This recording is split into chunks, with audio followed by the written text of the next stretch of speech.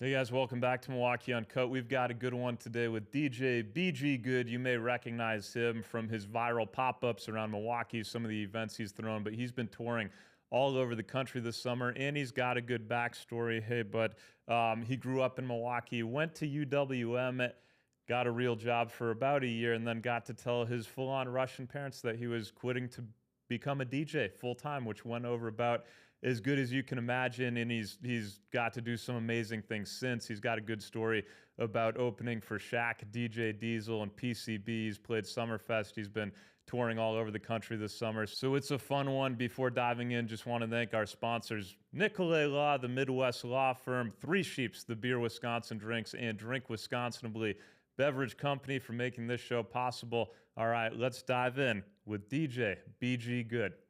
The first time I had ever heard of you was when you threw an absolute rager on Marquette's campus and made the Uncut 5, where a BMW was a casualty. I remember that with DJ Cub, I believe. Yep, that was legendary. That was legendary. I remember the script. DJ Cub and Be Good had some golden eagles flying high on the roof of a BMW. I think that was National Marquette Day, or Yep. It was a beautifully written script. Yeah, DJ Cub might have had a mom dancing with a mom up there. We'll put that on him, not you. That's all on him. But yeah, I think there was two moms. You were not involved in that at all. But that Cub, DJ Cub, was definitely involved in that. So just an absolute honor and a privilege to have you in the building now. You also went viral for your Gruber mashup at the Night Market pop-up about a month ago.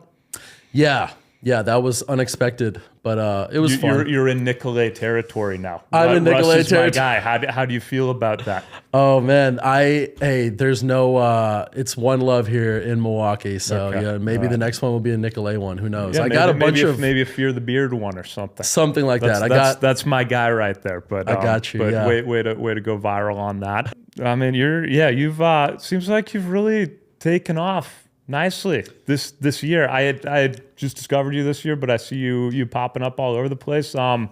What's your background? How did you get into this? Yeah. So my background was I started DJing probably like 8 years ago, kind of like in my senior year of college. And that's it. I graduated, I worked a day job, and then I started DJing for fun on the side. And I quit my day job 1 year after graduating, and then I told myself I'm just going to give myself 1 year of music before going back to real life. And then 8 years later, here I am. Really? So I just haven't stopped. What did you graduate with, and what kind of day job were you working? I graduated at UW Milwaukee, and I graduated with marketing, and I worked as an assistant manager at Penske, the big yellow trucks. It's like U-Haul's competitor. Yep. Yeah, and it sucked. Yeah, it was rough, but that's what I did for a year. I just balanced it basically with like a hectic DJ schedule too. Like DJing got really busy for me. Yeah. So I wasn't sleeping very much, and it just became like super difficult for me and my schedule. So I ultimately just decided to. So were you out DJing till like? I mean, you're at the venue till I'm guessing midnight, 2 a.m., 3 a.m., and then you're getting out of there as well, which takes time. Yeah. And then waking up at like 7, 8 and going to work. The worst part was doing, like I had to work Saturdays. I had to work like every other Saturday, and that was like actually like awful because I had to be there like clocked in and ready to go at 6 a.m. Those were probably some rough mornings. Those were rough mornings. Yeah, most of the time I didn't even sleep. I'll take like these power naps, but it almost hurt more to sleep at that point and wake up after an hour than to just stay awake and just shower and get ready for work. What time were you working till on Saturday? 6 a.m. So it was an early day. I think Saturdays, if I remember correctly, were half days at Penske. So I would literally, and it was kind of chill once I got there. It was just like gruesome getting there. Yeah. But once I got there, it was chill. And I think I was out of there by like noon on Saturdays. So it was like a 6-hour shift or something like that. You're still awake for probably a good 28 hours-ish at that point. Something like that. Yeah, it was rough. I befriended a coworker, and I befriended every Saturday when I had to go in there, it was just me in the whole store. It was just me in the front and one tech in the back, like working on trucks. So I befriended him. So like he bailed me out all the time. Like I had to teach him how to do my job. So like if I were to pull up late, he could like unlock the door for me and like sign into my, like log in on the system. So we had a little process going on, but for the days that I couldn't make it on time, but most of the time I did. What did your parents think when you were just like, I'm done working, I'm going to go be a DJ? Rough. Yeah, no, I'm Russian, Belarusian really, but I'm a first You are? Yeah, from Belarus. So like I'm a first generation American, so I'm definitely American, but Privyet. Do they speak Russian? they speak Russian, yeah. They're full on Russians. Full on Russians. Oh like man, so they're busting, they're not sugarcoating anything Oh, no. either. They are busting your balls. Oh, they're busting my balls, Baltic as hell. Tell me about this when you broke the news to them. Yeah. Well, at first, I have a history of doing egregious things and egregious like side projects and hobbies and whatever. Like I was a magician at one point in like middle school, and then I wanted to be a rapper, so I started rapping, and then I started freestyling. I started beatboxing. I was like the host of the talent show in like middle school. So they're used to me always having these like over the top kind of like silly side hobbies and whatnot. You have siblings, or are you the only? I have a twin sister. Okay. Yeah, I have a twin sister. So is she a well put together individual? She's a well put together individual. She just got her master's from Marquette like last year. Okay. Yeah, so that's who you're competing against. Yeah, that's what I'm competing against for sure. That's the other standard. That's the other. Yep, exactly, exactly. And I was always the troublemaker, and she was always the goody two shoes kid.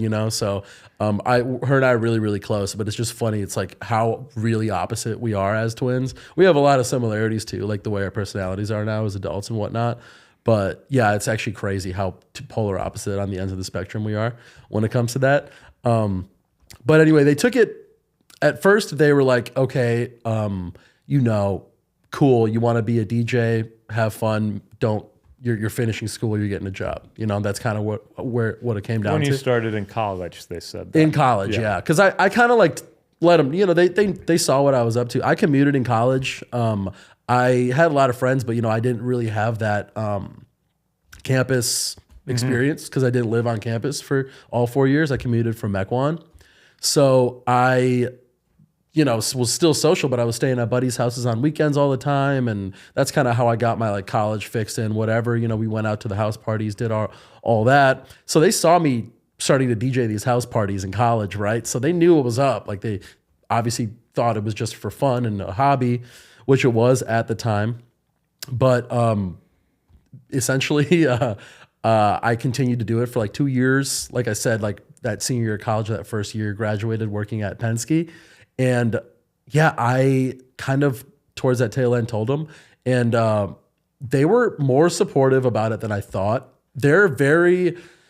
I don't know if it's like an A-type thing, but like if I can show them numbers and money and like, I just compared the paychecks. I was like, look, I'm making more money at the bar than I'm making at my day job, like playing and whatnot. Like you guys should just like trust me. It's going to be a fun little year and then I'll just snap back into it, and then that's it. One thing led to another. I had a few more conversations with them, but they're generally more supportive about it than I thought they would be. And now they're actually completely like support. They're like front row at my Summerfest show and like actually like coming out to stuff. Really? So that's awesome. They're all on board now for sure. But it definitely probably took, I would give it like a solid 2 Balkan years of time and energy to.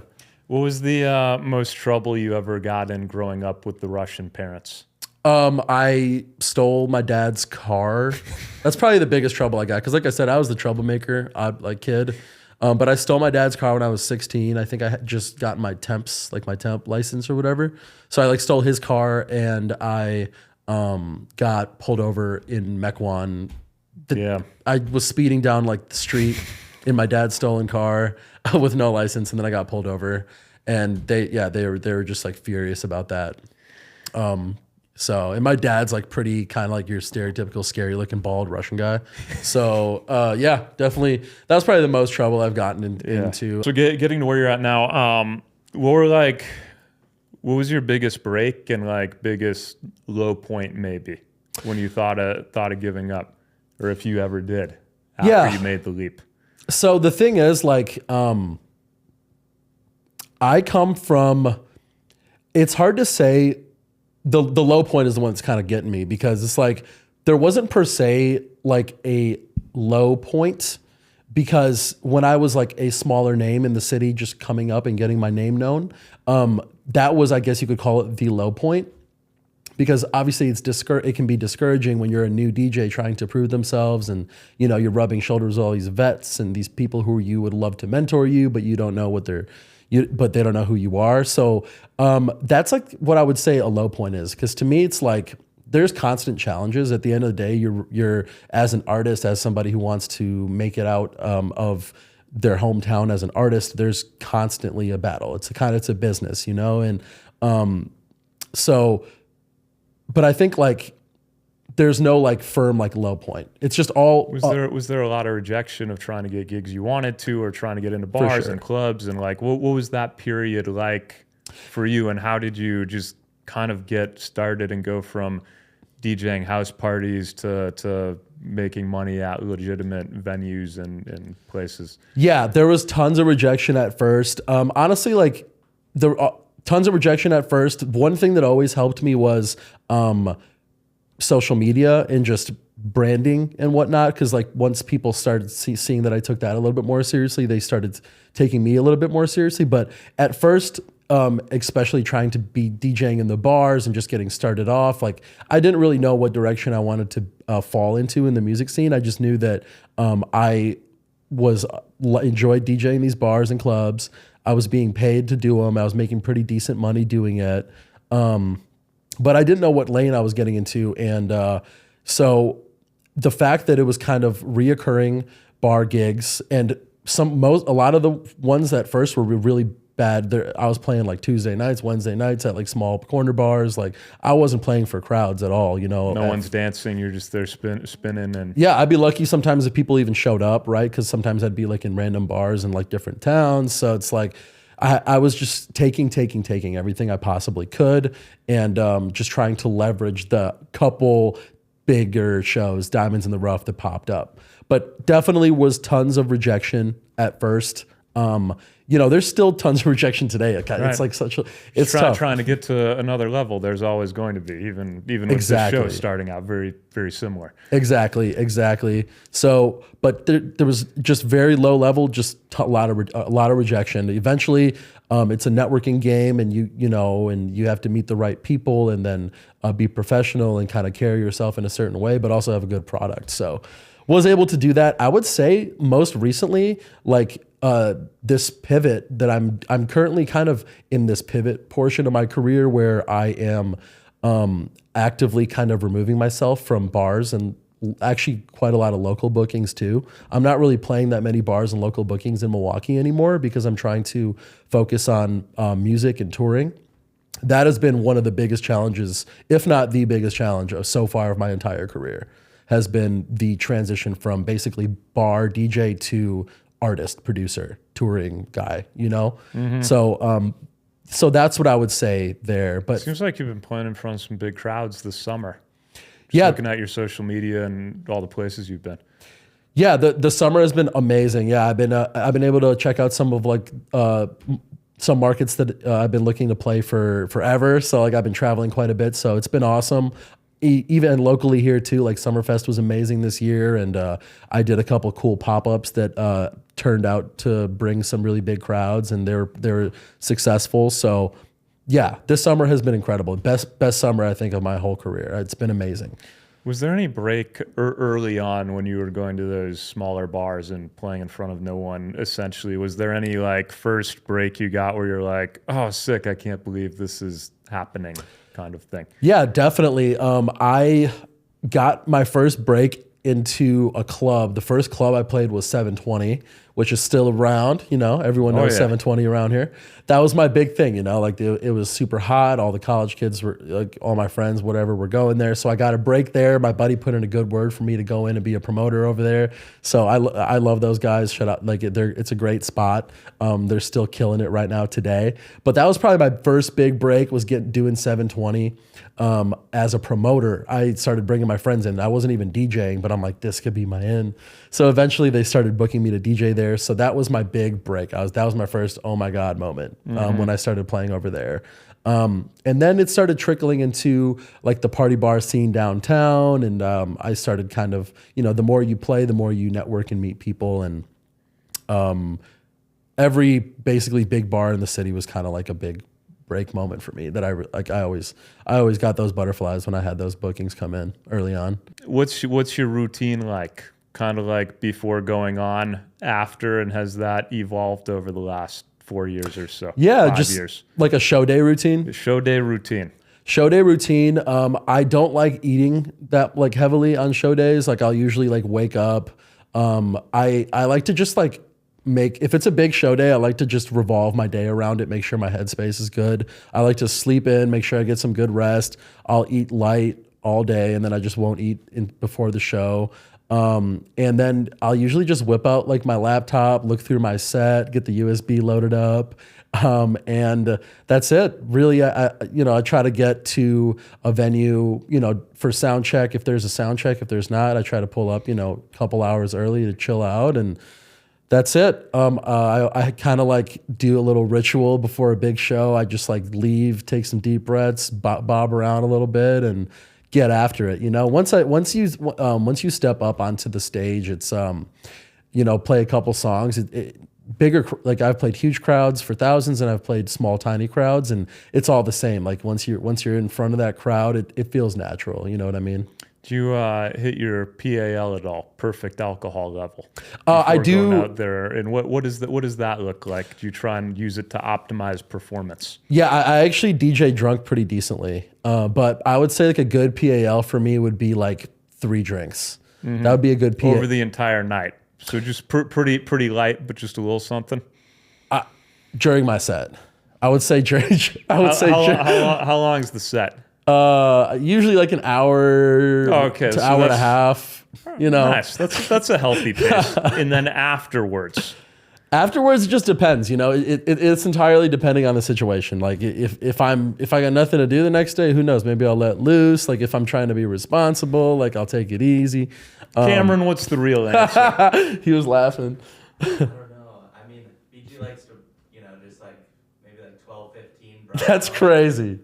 BG. That's if I'm browning out. BG, a little 12 to 15 brown out. That's solid numbers right there. If I'm browning out, we're looking at like 12 to 15. But like a good PAL for a set, a bigger show, 3 drinks. Sometimes none. Anything before it?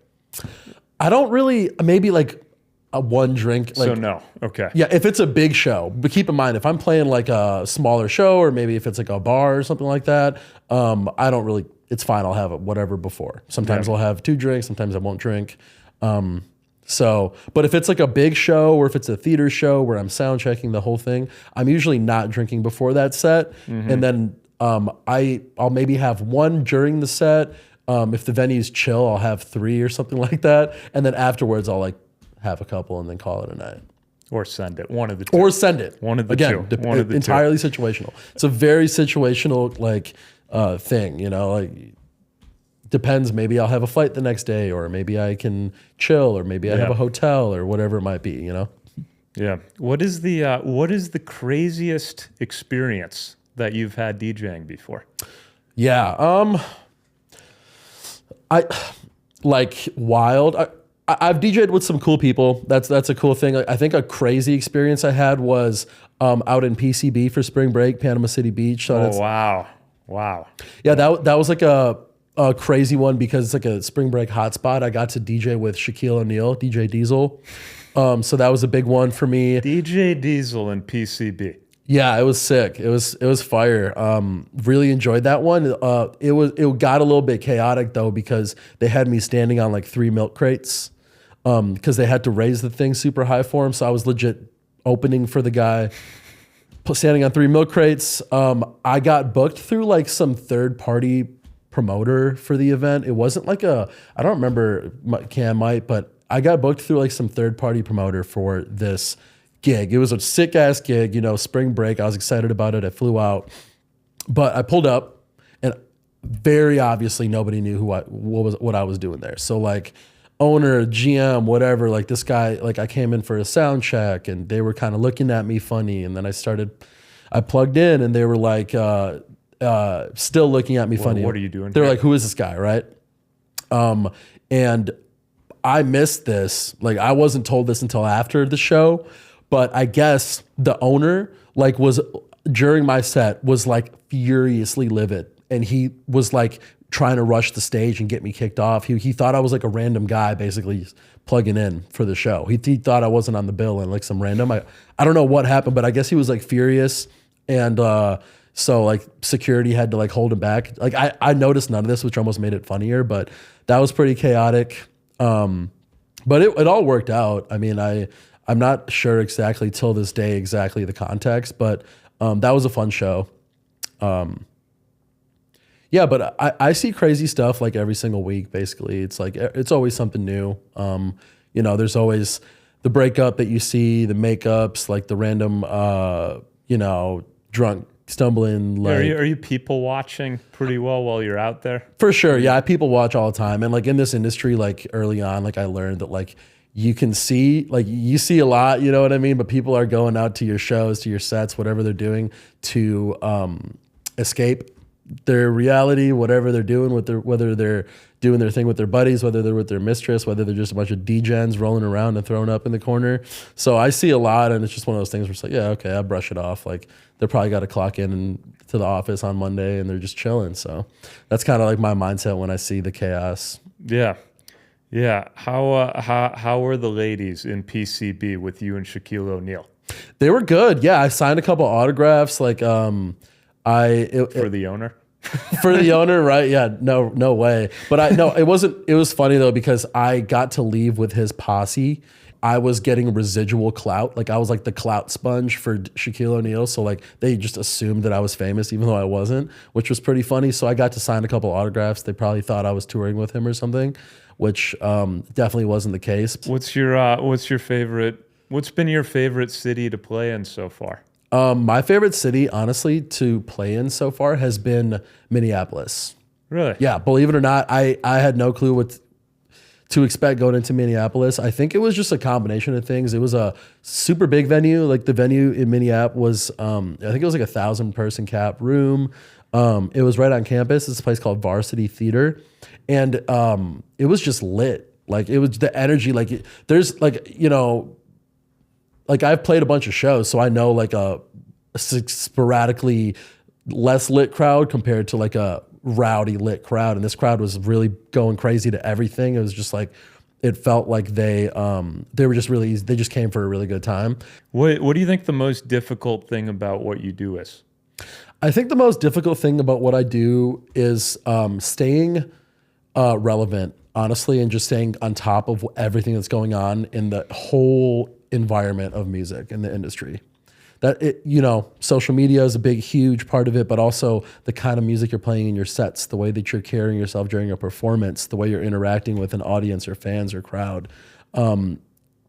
It's like you have to kind of like really be a student of the game. Mm-hmm. So that's been like the consistent biggest challenge, no matter which direction anybody I think will go in the music industry. But for me specifically, that's always been the challenge for me.